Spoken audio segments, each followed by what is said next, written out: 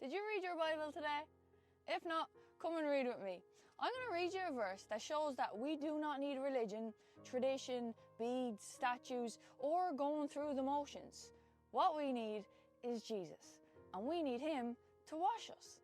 Now we're going to John chapter 13, and it's verse 6 through 8, and it's where Jesus is getting ready to wash the disciples' feet in the upper room during the Last Supper. And verse 6 says this. It says, "He came to Simon Peter, who said to him, 'Lord, do you wash my feet?' Jesus answered him, 'What I am doing you do not understand now, but afterward you will understand.' Peter said to him, 'You shall never wash my feet.' Jesus answered him, 'If I do not wash you, you have no share with me.'"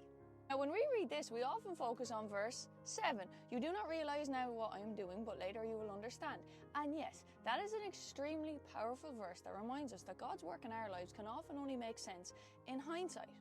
But that's not all. We can often overlook the second part of verse 8. Jesus is getting ready to wash Peter's feet. Yes, the Messiah is washing man's feet. He came to Simon Peter, who said, "You shall never wash my feet." Peter's like, "Hey, the servants wash the feet of kings, not the other way around." But Jesus responds this. He says, "If I do not wash you, you have no share with me." Now that's not just about feet. That's about our hearts also. Jesus is illustrating the importance of a spiritual cleansing, as well as showing an incredible example of humility and service.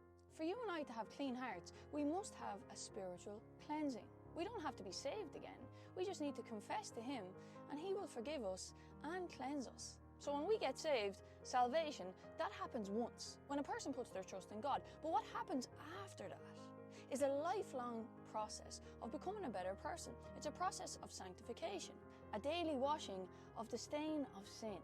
We need cleansing from the effects of living in our flesh because we live in a sin-cursed world. It's about surrender. It's about allowing Jesus to do what only He can do.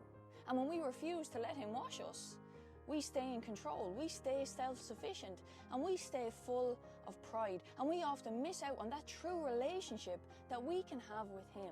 We need to be washed not once by Jesus, but daily.